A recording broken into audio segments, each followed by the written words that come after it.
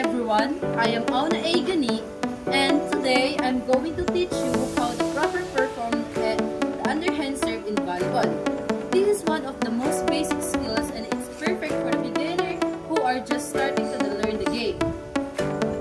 So, this is the first underhand in volleyball. Put your left legs forward and swing your arms properly.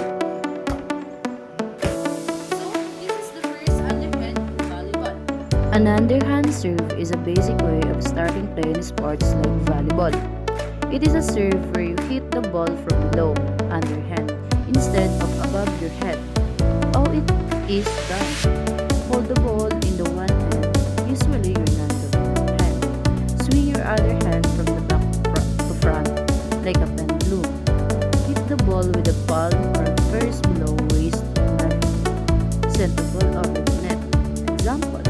In volleyball, beginners often use an underhand serve because it is easier to control than overhand serve. Next is the overhand serve. This serve is stronger and more advanced than the underhand serve. You toss the ball up and hit it above your head using your dominant hand. An overhand serve is a more advanced way of serving, commonly used in volleyball. It is a serve where you hit the ball above your head using a strong, controlled motion. How it is done. Hold the ball in front of you. Toss the ball slightly upward. Bring your hitting arm back. Swing your arm forward and hit the ball with an open hand over your head. Follow through toward your target. Example. In volleyball games, players use the overhand serve to make the ball faster and harder for the opponent to receive. Tip: keep your toes not too high and straight, so it's easier to hit accurately. Jump serve. The last one is jump serve. This is a powerful and advanced serve used in a competitive games.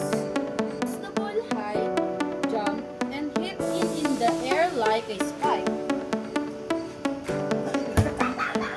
So, it is the serving underhand serve, overhand serve, jump serve in the volleyball. That's all, thank you. A jump serve is a powerful and advanced type of serve in volleyball. It is a serve where you toss the ball, jump, and hit in the air like a spike. How it is done. Start a few steps behind the serve line. Toss the ball high in front of you. Take a short approach like in spiking. Jump up toward the ball. Hit the ball at the highest point of your jump with a strong overhand swing. Land inside the court. Example. Advanced volleyball players use the jump serve to make the ball move fast and downward, sometimes with spin. Tip: focus on timing your toes and jump. That's the hardest part.